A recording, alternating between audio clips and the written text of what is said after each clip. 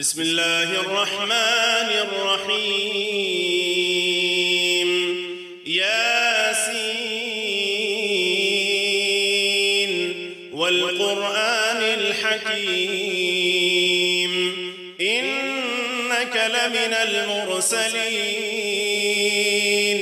على صراط مستقيم تنزيل العزيز الرحيم لتنذر قوما ما أنذر آباؤهم فهم غافلون لقد حق القول على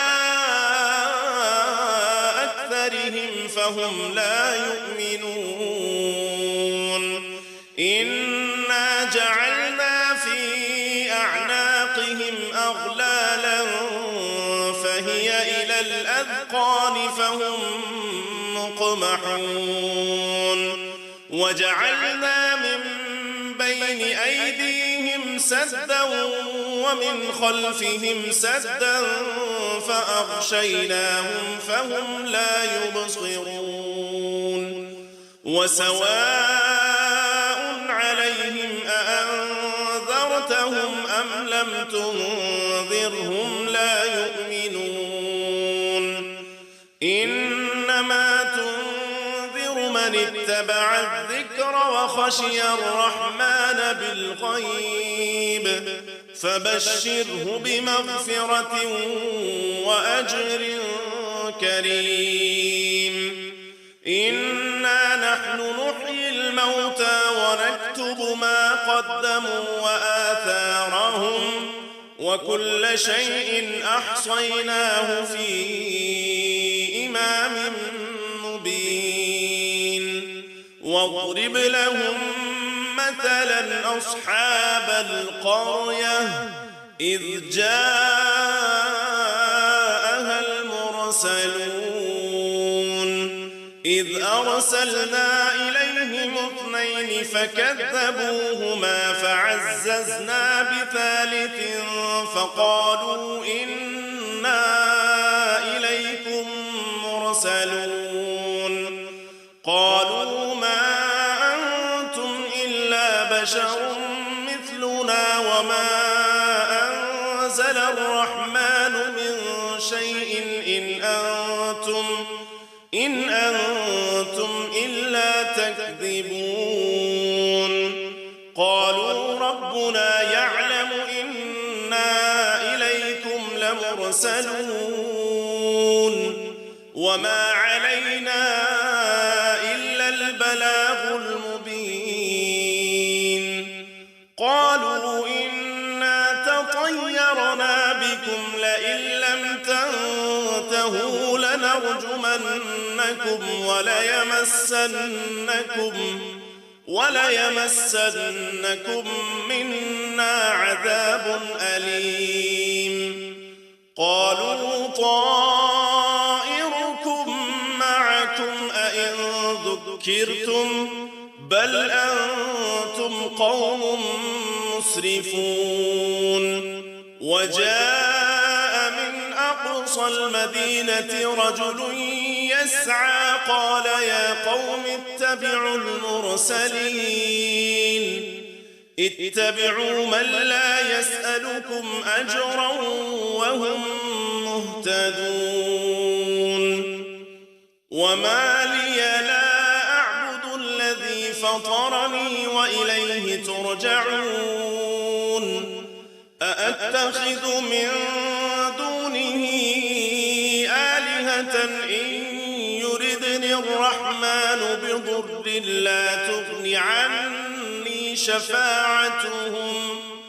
لا تغني عني شفاعتهم شيئا ولا ينقذون إني إذا لفي ضلال مبين إني آمنت بربكم فاسمعون قيل ادخل الجنة قال يا ليت قومي يعلمون بما غفر لي ربي وجعلني من المكرمين وما أنزلنا على قومه من بعده من جند من السماء وما كنا منزلين إن كانت إلا صيحة واحدة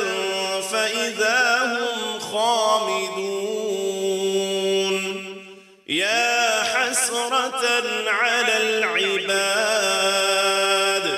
ما يأتيهم من رسول إلا كانوا به يستهزئون ألم يروا كم أهلكنا قبلهم من القرون أنهم إليهم لا يرجعون وإن كل لما جميع لدينا محضرون وآية لهم الأرض الميتة أحييناها وأخرجنا منها حبا فمنه يأكلون وجعلنا فيها جنات من نخيل وأعناب وفجرنا فيها من العيون ليأكلوا من ثمره وما عملته أيديهم أفلا يشكرون سبحان الذي خلق الأزواج كلها مما تنبت الأرض ومن أنفسهم ومما لا يعلمون وآية لهم الليل نسلخ منه النهار فإذا هم مظلمون والشمس تجري لمستقر لها ذلك تقدير العزيز العليم والقمر قدرناه منازل حتى عاد كالعرجون القديم لا الشمس ينبغي لها أن تدرك القمر ولا الليل سابق النهار وكل في فلك يسبحون وآية لهم أنا حملنا ذريتهم في الفلك المشحون وخلقنا لهم من مثله ما يركبون وإن نشأ نغرقهم فلا صريخ لهم ولا هم ينقذون إلا رحمة منا ومتاعا إلى حين وإذا قيل لهم اتقوا ما بين أيديكم وما خلفكم لعلكم ترحمون وما تأتيهم من آية من آيات ربهم إلا كانوا عنها معرضين وإذا قيل لهم أنفقوا مما رزقكم الله قال الذين كفروا للذين آمنوا أنطعم من لو يشاء الله أطعمه إن أنتم إلا في ضلال مبين ويقولون متى هذا الوعد إن كنتم صادقين ما ينظرون إلا صيحة واحدة تأخذهم وهم يخصمون فلا يستطيعون توصية ولا إلى أهلهم يرجعون ونفخ في الصور فإذا هم من الأجداث إلى ربهم ينسلون قالوا يا ويلنا من بعثنا من مرقدنا هذا ما وعد الرحمن وصدق المرسلون إن كانت إلا صيحة واحدة فإذا هم جميع لدينا محضرون فاليوم لا تظلم نفس شيئا ولا تجزون إلا ما كنتم تعملون إن أصحاب الجنة اليوم في شغل فاكهون هم وأزواجهم في ظلال على الأرائك متكئون لهم فيها فاكهة ولهم ما يدعون سلام قولا من رب رحيم وامتازوا اليوم أيها المجرمون ألم أعهد إليكم يا بني آدم ألا تعبدوا الشيطان إنه لكم عدو مبين وأن اعبدوني هذا صراط مستقيم ولقد أضل منكم جبلا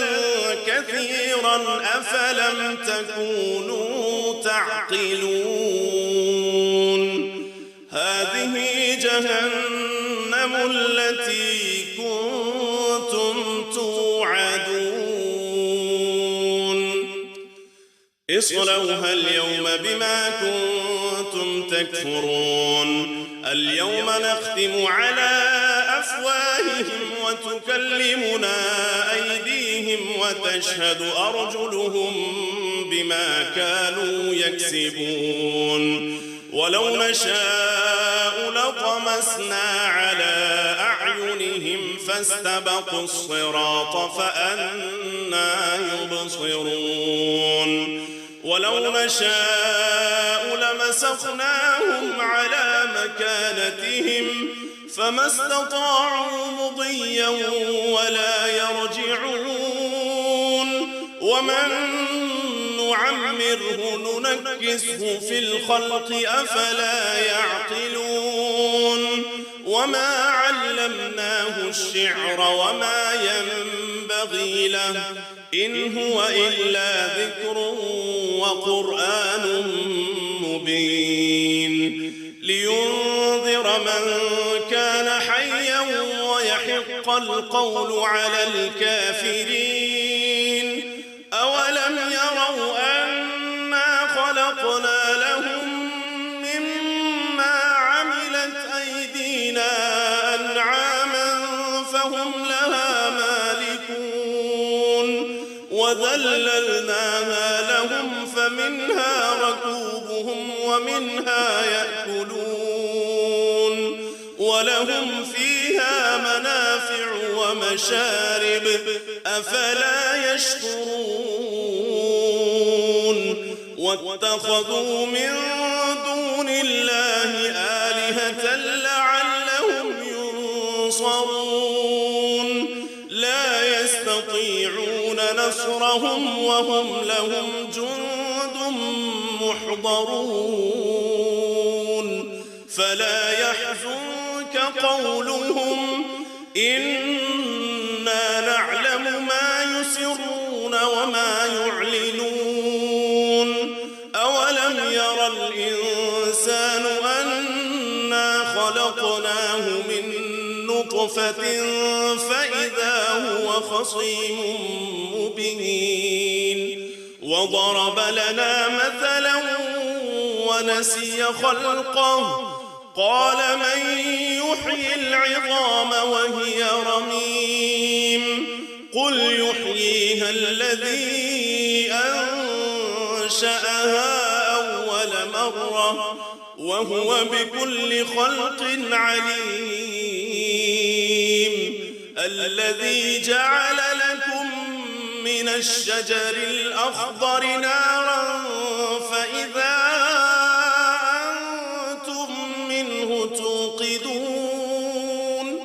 أوليس الذي خلق السماوات والأرض بقادر على أن يخلق مثلهم بلى وهو الخلاق العليم. إنما أمره إذا أراد شيئا أن يقول له كن فيكون. فسبحان الذي بيده ملكوت كل شيء وإليه ترجعون.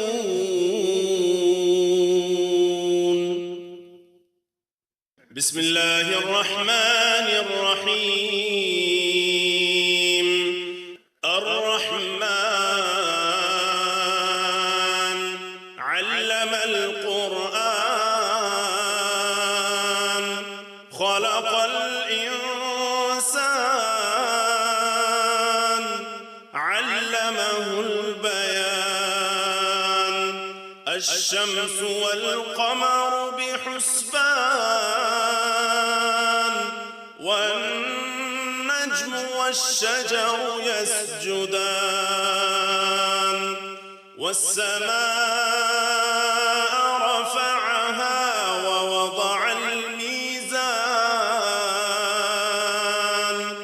ألا تطغوا في الميزان وأقيموا الوزن بالقسط ولا تخسروا الميزان. والأرض وضعها للأنام فيها فاكهة والنخل ذات الأكمام والحب ذو العصف والريحان. فبأي آلاء ربكما تكذبان.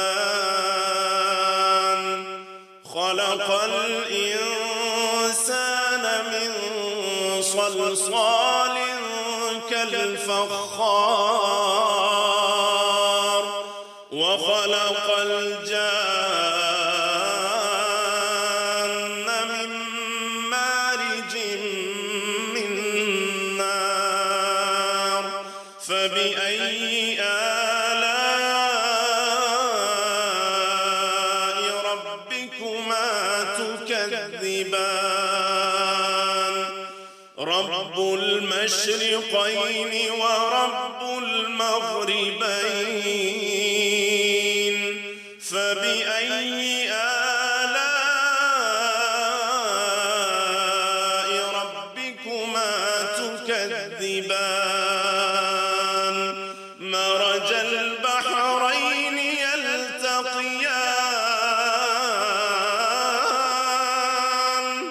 بينهما برزخ لا يبغيان. فبأي آلاء ربكما تكذبان. يخرج منهما اللؤلؤ والمرجان. فبأي آلاء ربكما تكذبان. وله الجوار المنشآت في البحر كالأعلام. فبأي آلاء ربكما تكذبان. كل من عليها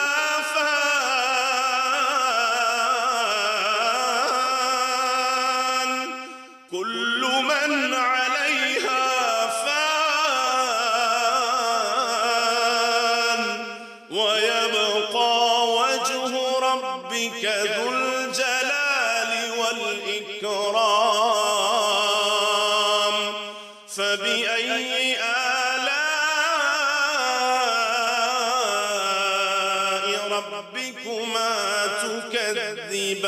تكذبان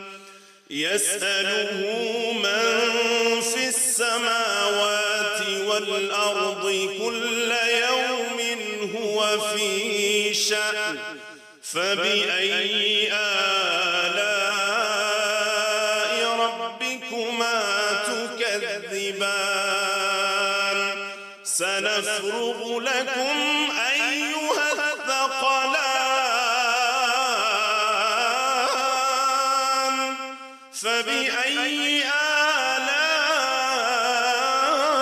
آلاء ربكما تكذبان يا معشر الجن والإنس إن استطعتم أن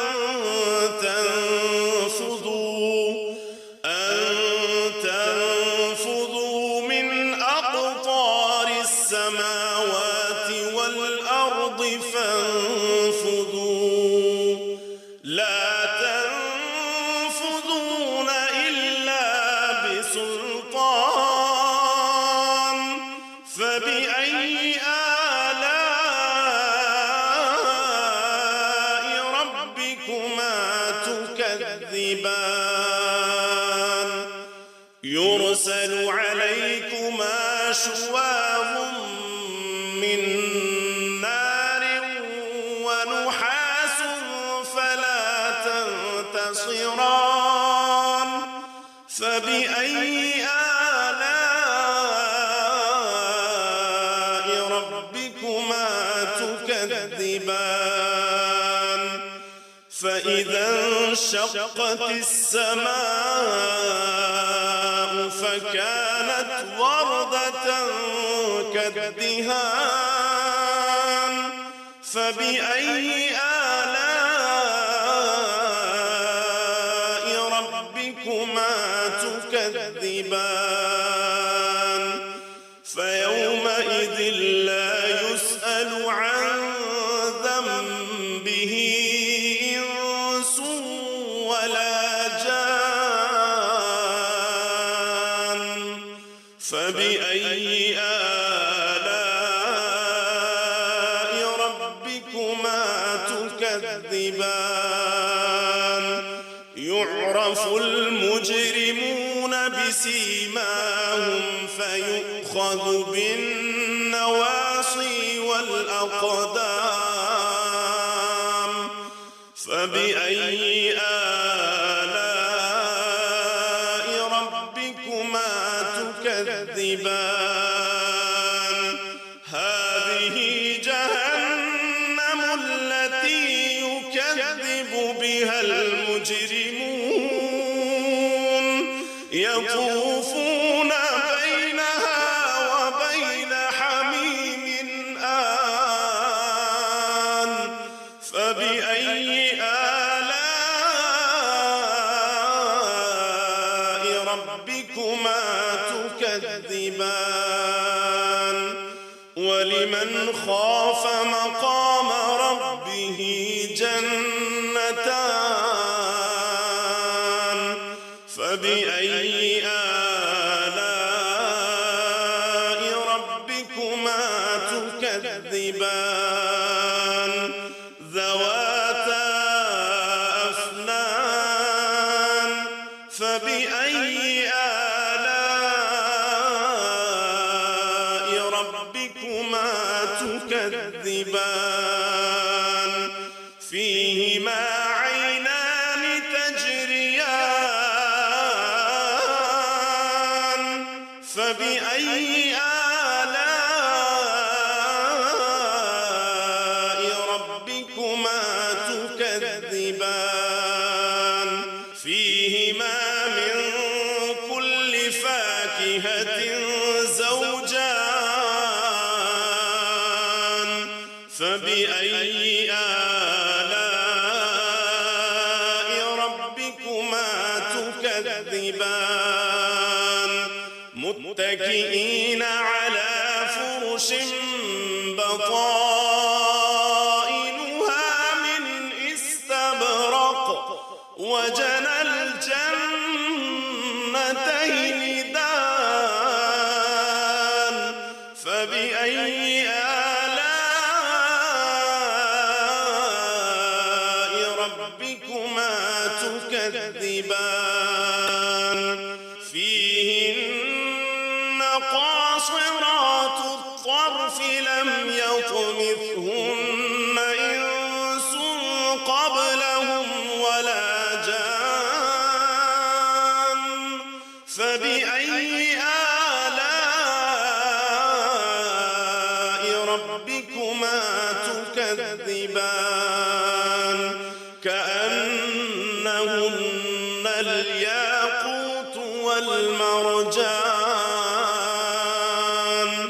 فبأي آلاء ربكما تكذبان هل جزاء الإحسان إلا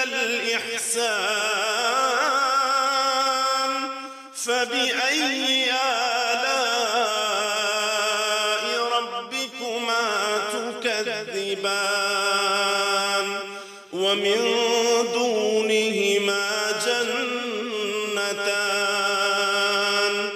فبأي آلاء ربكما تكذبان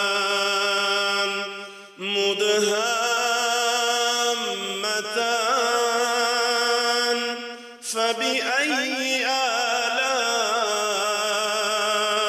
ربكما تكذبان فيهما عينان نضاختان فبأي آلاء ربكما تكذبان فيهما فاكهة ونخل ورمان فبأي آلاء ربكما تكذبان فيهن خيرات حسان فبأي آلاء ربكما تكذبان حور مقصورات في الخيام فبأي آلاء ربكما تكذبان لم يطمثهن إنس قبلهم ولا جان فبأي آلاء ربكما تكذبان متكئين على رفرف خضر وعبقري حسان فبأي آلاء ربكما تكذبان تبارك اسم ربك ذي الجلال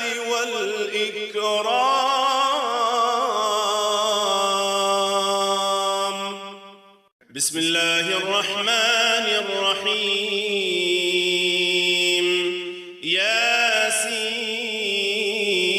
ياسين والقرآن الحكيم إنك لمن المرسلين على صراط مستقيم مستقيم تنزيل العزيز الرحيم لتنذر قوما ما أنذر آباؤهم فهم غافلون لقد حق القول على أكثرهم فهم لا يؤمنون إنا جعلنا في أعناقهم أغلالا فهي إلى الأذقان فهم مقمحون وجعلنا من بين أيديهم سدا ومن خلفهم سدا فأغشيناهم فهم لا يبصرون وسواء عليهم أأنذرتهم أم لم تنذرهم لا يؤمنون إنما تنذر من اتبع الذكر وخشي الرحمن بالغيب فبشره بمغفرة وأجر كريم إنا نحن نحيي الموتى ونكتب ما قدموا وآثارهم وكل شيء أحصيناه في إمام مبين واضرب لهم مثلا أصحاب القرية إذ جاءها المرسلون إذ أرسلنا إليهم اثنين فكذبوهما فعززنا بثالث فقالوا إنا إليكم مرسلون قالوا ما أنتم إلا بشر مثلنا وما أنزل الرحمن من شيء إن أنتم إلا تكذبون قالوا ربنا يعلم إنا إليكم لمرسلون وما علينا إلا البلاغ المبين قالوا إنا تطيرنا بكم لئن لم تنتهوا لنرجمنكم وليمسنكم منا عذاب أليم قالوا طائركم معكم أئن ذكرتم بل أنتم قوم مسرفون وجاء من أقصى المدينة رجل يسعى قال يا قوم اتبعوا المرسلين اتبعوا من لا يسألكم أجرا وهم مهتدون وما لي لا أعبد الذي فطرني وإليه ترجعون أأتخذ من دونه آلهة إن يردني الرحمن بضر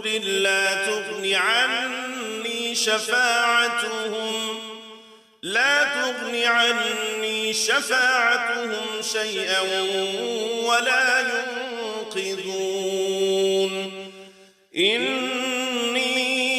إذا لفي ضلال مبين إني آمنت بربكم فاسمعون قيل ادخل الجنة قال يا ليت قومي يعلمون بما غفر لي ربي وجعلني من المكرمين وما أنزلنا على قومه من بعده من جند من السماء وما كنا منزلين إن إلا صيحة واحدة فإذا هم خامدون يا حسرة على العباد ما يأتيهم من رسول إلا كانوا به يستهزئون ألم يروا كم أهلكنا قبلهم من القرون أنهم إليهم لا يرجعون وإن كل لما جميع لدينا محضرون وآية لهم الأرض الميتة أحييناها وأخرجنا منها حبا فمنه يأكلون وجعلنا فيها جنات من نخيل وأعناب وفجرنا فيها من العيون ليأكلوا من ثمره وما عملته أيديهم أفلا يشكرون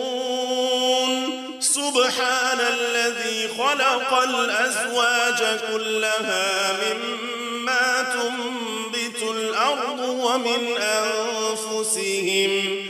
ومن أنفسهم ومما لا يعلمون وآية لهم الليل نسلخ منه النهار فإذا هم مظلمون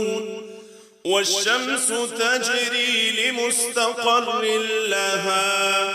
ذلك تقدير العزيز العليم والقمر قدرناه منازل حتى عاد كالعرجون القديم لا الشمس ينبغي لها أن تدرك القمر ولا الليل سابق النهار وكل في فلك يسبحون وآية لهم أنا حملنا ذريتهم في الفلك المشحون وخلقنا لهم من مثله ما يركبون وإن نشأ نغرقهم فلا صريخ لهم ولا هم ينقذون إلا رحمة منا ومتاعا إلى حين وإذا قيل لهم اتقوا ما بين أيديكم وما خلفكم لعلكم ترحمون وما تأتيهم من آية من آيات ربهم إلا كانوا عنها معرضين وإذا قيل لهم أنفقوا مما رزقكم الله قال الذين كفروا للذين آمنوا أنطعم من لو يشاء الله أطعمه إن أنتم إلا في ضلال مبين ويقولون متى هذا الوعد إن كنتم صادقين ما ينظرون إلا صيحة واحدة تأخذهم وهم يخصمون فلا يستطيعون توصية ولا إلى أهلهم يرجعون ونفخ في الصور فإذا هم من الأجداث إلى ربهم ينسلون قالوا يا ويلنا من بعثنا من مرقدنا هذا ما وعد الرحمن وصدق المرسلون إن كانت إلا صيحة واحدة واحدة فإذا هم جميع لدينا محضرون فاليوم لا تظلم نفس شيئا ولا تجزون إلا ما كنتم تعملون إن أصحاب الجنة اليوم في شغل فاكهون هم وأزواجهم في ظلال على الأرائك متكئون لهم فيها فاكهة ولهم ما يدعون سلام قولا من رب رحيم وامتازوا اليوم أيها المجرمون ألم أعهد إليكم يا بني آدم ألا تعبدوا الشيطان إنه لكم عدو مبين وأن اعبدوني هذا صراط مستقيم ولقد أضل منكم جبلا كثيرا أفلم تكونوا تعقلون هذه جهنم التي كنتم توعدون اصلوها اليوم بما كنتم تكفرون اليوم نختم على أفواههم وتكلمنا أيديهم وتشهد أرجلهم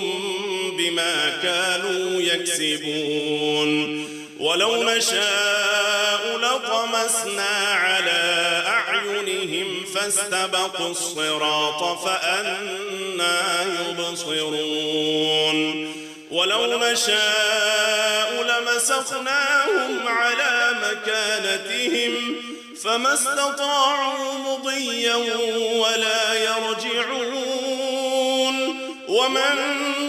نعمره ننكسه في الخلق أفلا يعقلون وما علمناه الشعر وما ينبغي له إن هو إلا ذكر وقرآن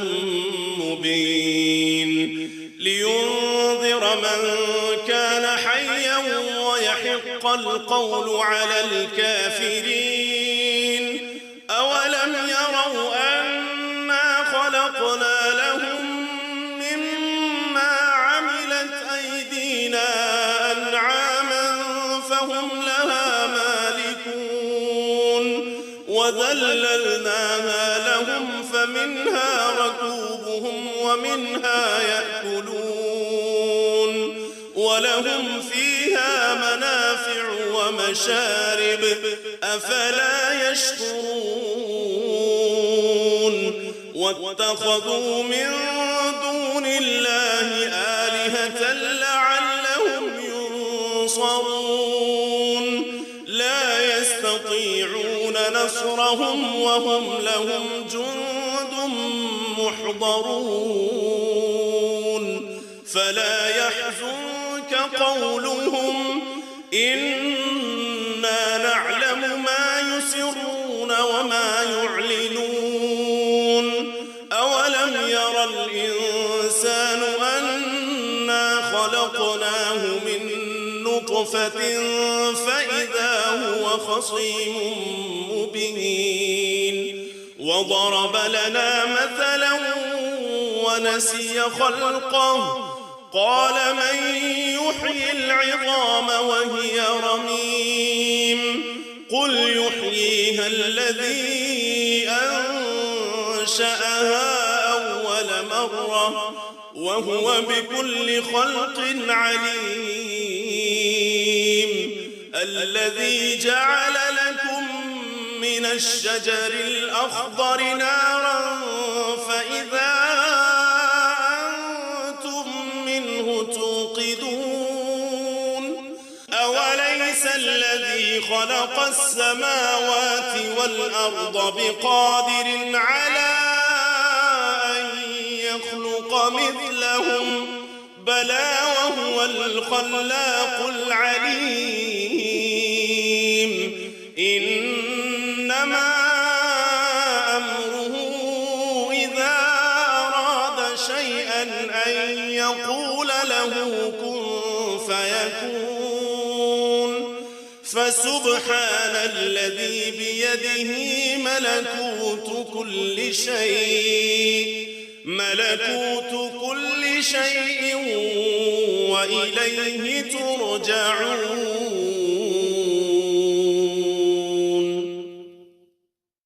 بسم الله الرحمن الرحيم.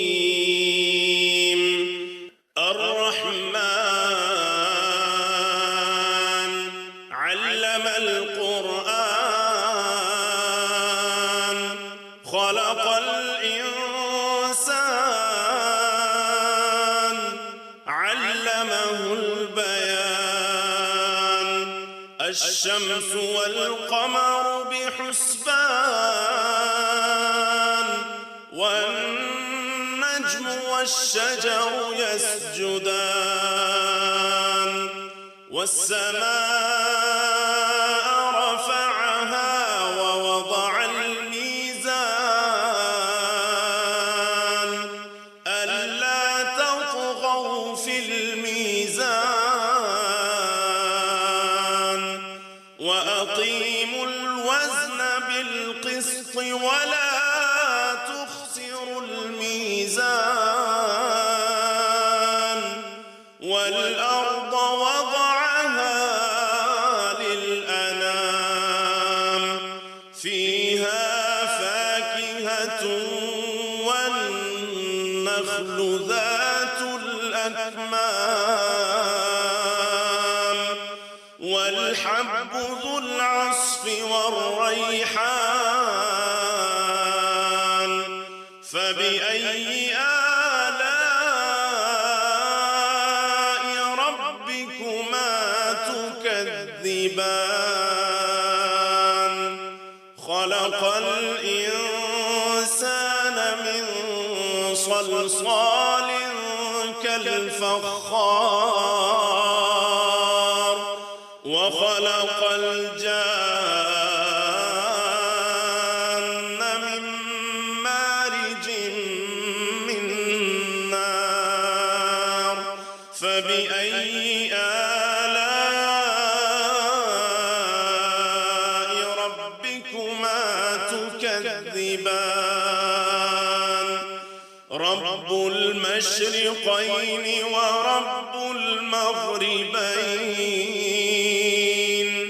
فبأي آلاء ربكما تكذبان مرج البحرين يلتقيان بينهما برزخ لا يبغيان فبأي آلاء ربكما تكذبان يخرج منهما اللؤلؤ والمرجان فبأي آلاء ربكما تكذبان وله الجوار المنشآت في البحر كالأعلام فبأي آلاء ربكما تكذبان كل من عليها فان كل من عليها فان ويبقى وجه ربك ذو الجلال والإكرام فبأي آلاء ربكما تكذبان يسأله من في السماوات والأرض كل يوم هو في شأن فبأي آلاء ربكما تكذبان سنفرغ لكم أيها الثقلان فبأي آلاء ربكما تكذبان يا معشر الجن والإنس إن استطعتم أن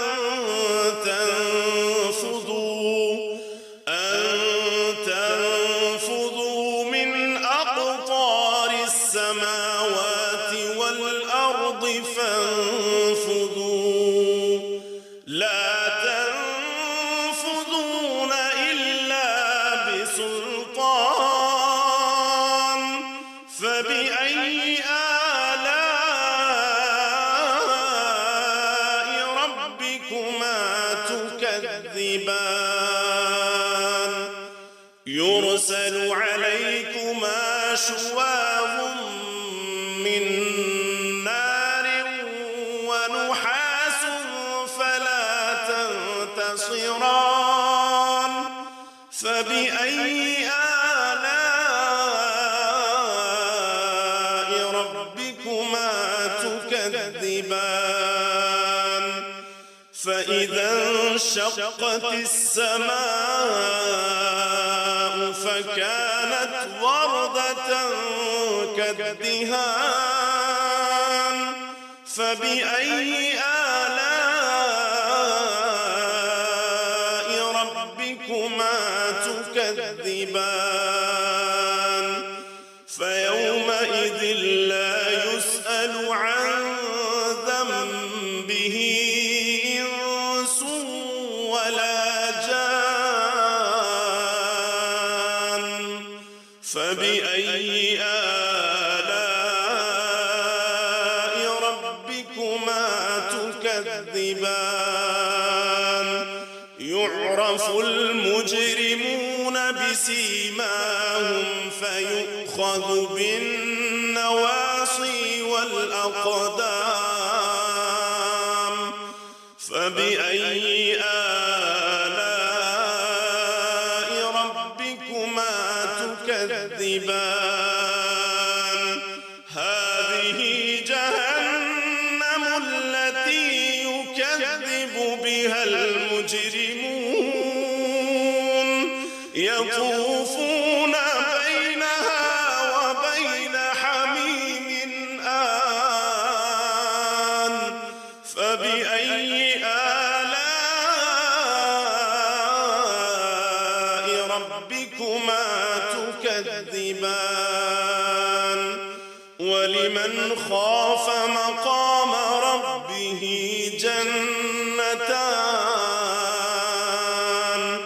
فبأي آلاء ربكما تكذبان ذواتا أفنان فبأي آلاء ربكما تكذبان فيهما عينان تجريان فبأي آلاء ربكما تكذبان فيهما من كل فاكهة زوجان فبأي آلاء ربكما تكذبان متكئين على فرش بطائنها من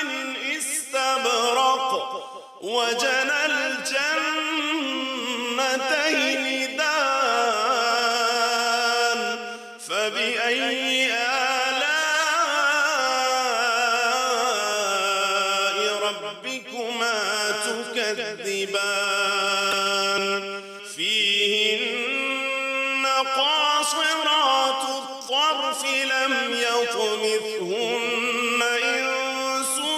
قبلهم ولا جان فبأي آلاء ربكما تكذبان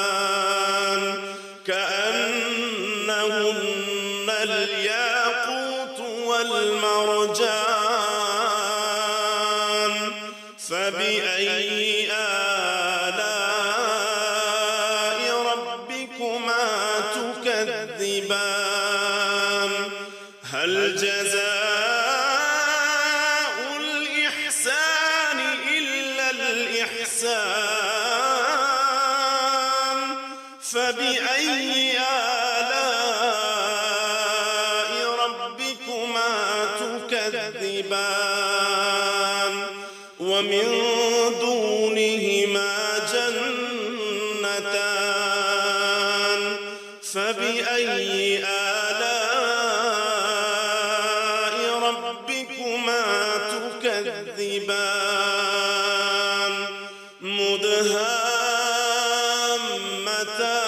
مدهامتان فبأي آلاء ربكما تكذبان فيهما عينان نضاختان فبأي آلاء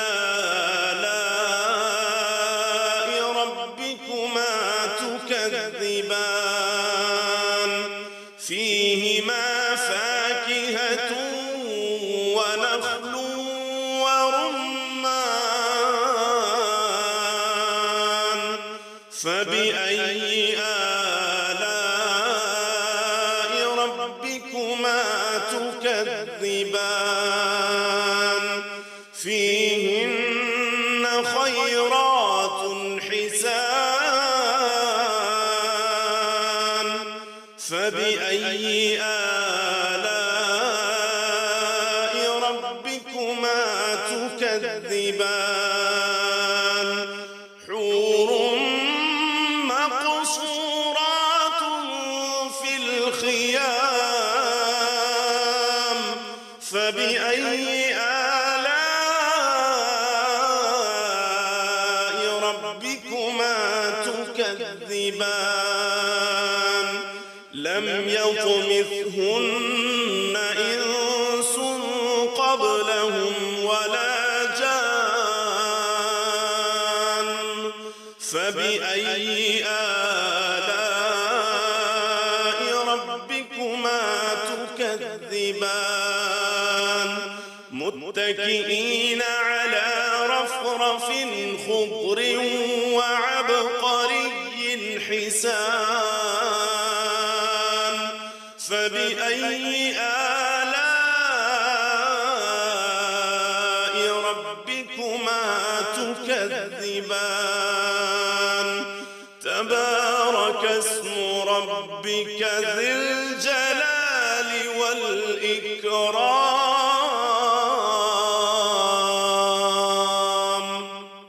بسم الله الرحمن الرحيم ياسين والقرآن الحكيم إنك لمن المرسلين على صراط مستقيم تنزيل العزيز الرحيم لتنذر قوما ما أنذر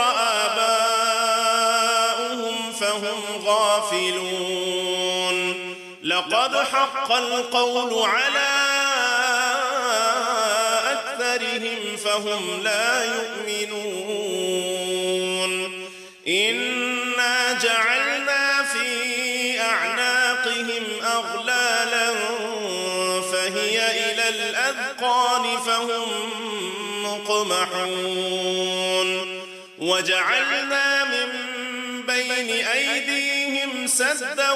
ومن خلفهم سدا فأغشيناهم فهم لا يبصرون وسواء عليهم أأنذرتهم أم لم تنذرهم لا يؤمنون إنما تنذر من اتبع الذكر وخشي الرحمن بالغيب فبشره بمغفرة وأجر كريم إنا نحن نحيي الموتى ونكتب ما قدموا وآثارهم وكل شيء أحصيناه في إمام مبين واضرب لهم مثلا أصحاب القرية إذ جاءها المرسلون إذ أرسلنا إليهم 2 فكذبوهما فعززنا بثالث فقالوا إنا إليكم مرسلون قالوا ما أنتم إلا بشر مثلنا وما أنزل الرحمن من شيء إن أنتم إلا تكذبون قالوا ربنا يعلم إنا إليكم لمرسلون وما علينا إلا البلاغ المبين قالوا إنا تطيرنا بكم لئن لم تنتهوا لنرجمنكم